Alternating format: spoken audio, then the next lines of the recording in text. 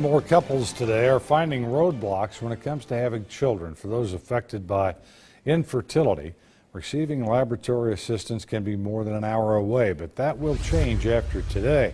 Sadie Ohl joins us in the studio with more on this story. Sadie? Tom, just in time for National Women's Health Week, the Wabash Valley now offers an IVF fertility center. Local Dr. Rizwan Malik collaborated with Union Hospital and the Wabash Valley Surgery Center for this exciting new addition. A new door is now open for couples in the Wabash Valley. So when you look at our general population, 15% of the population will have problems with difficulty getting pregnant. Dr. Rizwan Malik is a practicing OBGYN. He's been in the community for 15 years and has helped many couples receive initial assistance when it comes to fertility issues. But when it came down to a point where, those initial measures did not work, the people had to travel, over an hour to 2 hours drive to get those services. Now, receiving laboratory assistance for egg fertilization can happen in the valley. Designing a state-of-the-art IVF or in vitro fertilization center at the Wabash Valley Surgery Center has been in discussion for some time. Now it's open for business.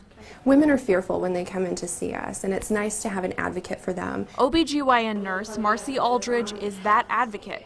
Every day she sees couples struggling with pregnancy challenges, whether it be men or women. So having somebody in their corner as an advocate that can really get them through the process is going to be very, very beneficial. Dr. Malik says it's this type of care combined with the nation's best facility equipment that draws crowds. We have patients coming from multiple states away. We have patients coming from Oklahoma, we have some coming from Kentucky, Illinois. So we're receiving calls, we're treating these patients.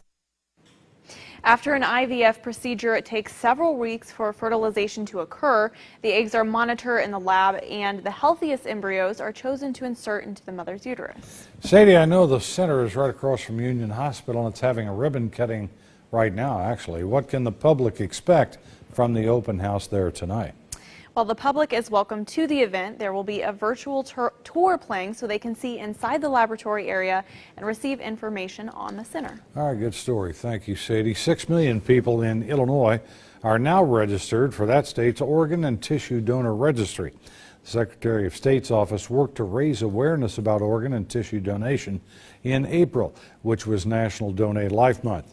Secretary of State Jesse White says those efforts had an impact on the increase in registration.